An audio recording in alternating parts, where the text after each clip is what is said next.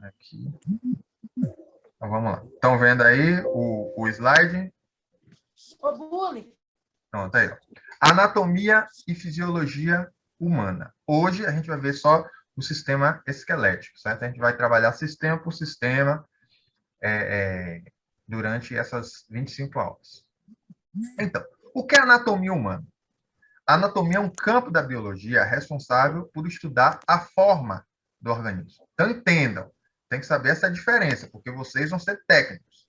A anatomia é o estudo das partes do corpo, certo? Ana quer dizer partes e tomia quer dizer cortar. Cortar em partes. Então, nós vamos estudar o corpo em partes, certo? No caso, a gente vai estudar a anatomia sistemática através da aula, certo? Que é a anatomia de cada sistema, como vocês aprenderam no ensino médio, né? Sistema respiratório, sistema cardiovascular, sistema excretor, sistema esquelético, que é o que a gente vai ver hoje. Então, a anatomia é isso, certo? Acredite-se que as primeiras dissecações elas aconteceram no século II antes de Cristo, né?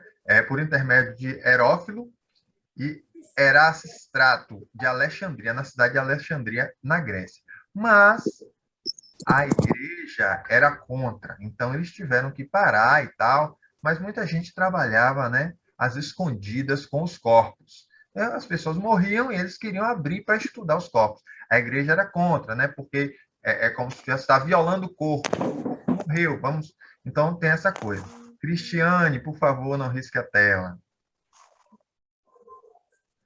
Aparece o nome aqui de quem risca. Não pode tocar no pincel e riscar que aparece aqui. Os estudos na área retornaram, né, depois do Renascimento, destacando-se com as obras de Leonardo da Vinci, né, a obra, né, do homem com os braços abertos, né, aquela é uma obra de anatomia do artista Leonardo da Vinci, né, e Andrés Vesalius, né, que é chamado o pai da anatomia moderna, certo? Bom, os tipos de anatomia. Nós temos dois tipos de anatomia. A anatomia sistemática, que é o estudo dos sistemas. Né? Hoje a gente vai estudar um sistema, que é o esquelético. Na próxima aula, outro. Na próxima, outro. E assim a gente vai estudando todos os sistemas do corpo. Né? O sistema esquelético, tegumentar, digestório, muscular, cardiovascular, respiratório, urinário, nervoso, endócrino e reprodutor. E a anatomia regional ou tópica, por região do corpo. A gente não estuda por região do corpo, mas para tratar algumas doenças, os médicos utilizam essa nomenclatura regional ou tópica que nós vamos ver aqui. Como é que acontece? Deixa eu só interromper aqui, abrir de novo, porque o risco que Cristiane fez está atrapalhando aqui. Deixa eu sair aqui e voltar novamente. Pronto. Sem problema. É só não riscar de novo. Tá aí. Então, a fisiologia, que é a outra parte que a gente vai estudar aqui, é o ramo da biologia que vai dedicar ao funcionamento. Então, entenda, na anatomia a gente aprende as partes. Na fisiologia, a gente aprende como funciona. É diferente. Como é que você respira? Como é que seu coração bate? Como é que circula o sangue? Isso é fisiologia. Agora, o coração, o estômago, o pulmão, as partes do corpo é o quê? Anatomia. Entendeu a diferença? Fisiologia é como funciona. Anatomia são as partes, certo? O estudo dessa área iniciou-se na Grécia, né, por volta de 2.500 anos atrás, né, 500 anos mais ou menos antes de Cristo. E fisiologia tem a ver com o conhecimento da natureza, na natureza do funcionamento das coisas, né?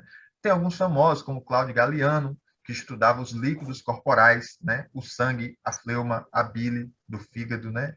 Amarela, a bile negra.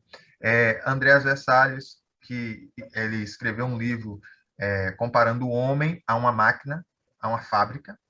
O William Harvey, que estudou o coração, né? Foi ele que deu o título de bomba ao coração, né? Na verdade, o coração ele não é uma bomba, né? Mas, enfim, a gente estudou assim. Ok, agora nós vamos ver algumas nomenclaturas da área da medicina, certo? Divisões da área da medicina. Depois a gente volta para a sistemática. O corpo humano vai ser dividido assim, para a medicina. A cabeça tem o crânio e a face. Crânio é a cabeça, né? E a face é só a parte da frente. O tronco, que tem o pescoço, o tórax, que é essa região, e o abdômen, que é essa região. Então, tórax é daqui para cima. Abdômen é essa região aqui da barriga, né? Os membros superiores, que são os braços e as mãos, e os inferiores, que são as pernas e os pés, certo?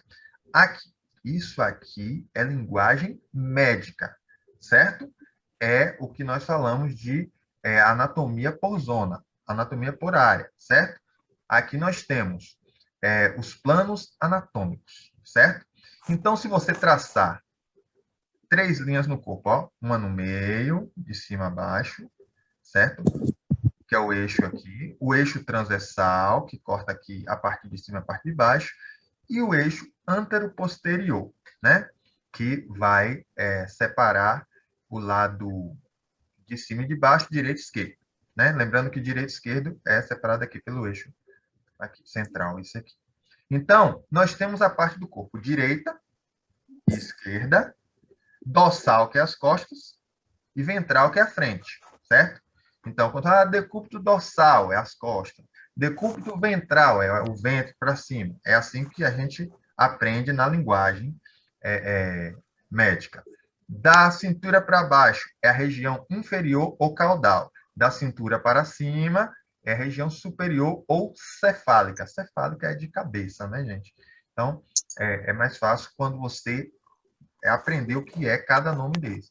No caso, cefálico tem a ver com cabeça. Cauda tem a ver com as nádegas, a bunda, a parte de trás. Então, daqui para baixo é caudal, daqui para cima é cefálico, certo? Fica fácil de aprender.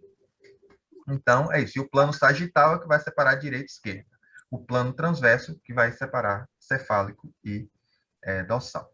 Mas não precisa decorar nada, vamos aos poucos, que vocês vão repetir essas linguagens tanto que vão acabar se acostumando. Eu acho que decorar não é um caminho.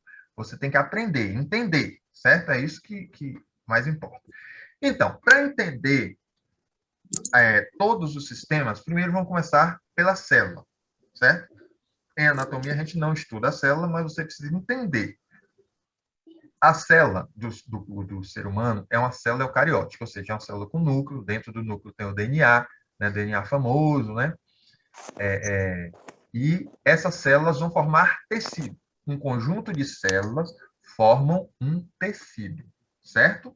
Aí nós temos os tecidos epiteliais. Por exemplo, ó, você que é técnico não pode cometer essa falha. A pele é um tecido ou é um órgão? Pode errar, pode falar, se errar não tem problema.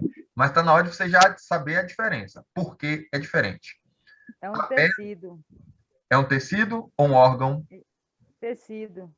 Tecido? Vamos ver. Isso. Tecido é um conjunto de células, certo? A nossa pele, na verdade, tem 3 tecidos. Tem a epiderme, que é a de cima, a derme, que fica logo embaixo, aquela camada rosinha quando você se rala, e a hipoderme, que é a camada de gordura que vem embaixo. Então, por ela ter 3 tecidos, ela é considerada o maior órgão do corpo humano, certo? Ela forma um sistema tegumentar. Então, esses 3 tecidos, e mais as glândulas de suor, pelos, essas coisas, nós vamos estudar isso depois. Então, na verdade, a pele é formada por 3 tecidos. O tecido de fora, que é a epiderme, o tecido do meio, que é a derme, e o tecido interno, que é a hipoderme, que é a gordura, tecido de gordura, né? Células adiposas. Então, esses 3 tecidos formam a pele. É tecido que forra os órgãos.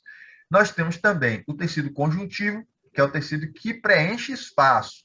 São as cartilagens que nós vamos estudar hoje, os ossos que nós vamos estudar hoje, certo?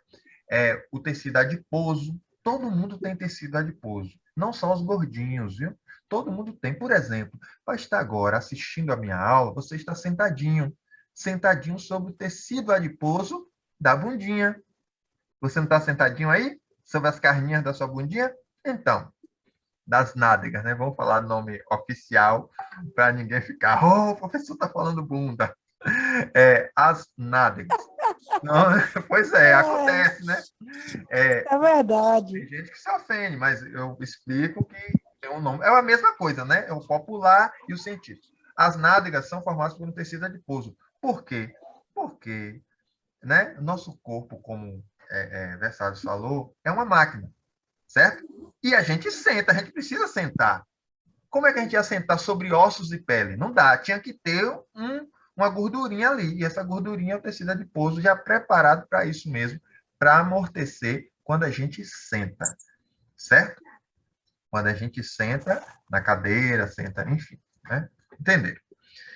E o tecido muscular, que é o tecido que vai formar os nossos músculos, inclusive o coração, né? O bíceps, o tríceps, o coração, né? E o tecido nervoso, que é o tecido do cérebro, né? Que vai formar o tecido que nos ajuda a levar os impulsos nervosos, certo? Então, agora é o sistema esquelético. O sistema esquelético tem a função de quê? Sustentar o corpo, porque a gente fica em pé porque tem osso, senão a gente seria um bolinho de carne. Dar forma ao corpo, ou seja, sua cabeça é desse formato por causa do crânio. Dá forma ao corpo, certo?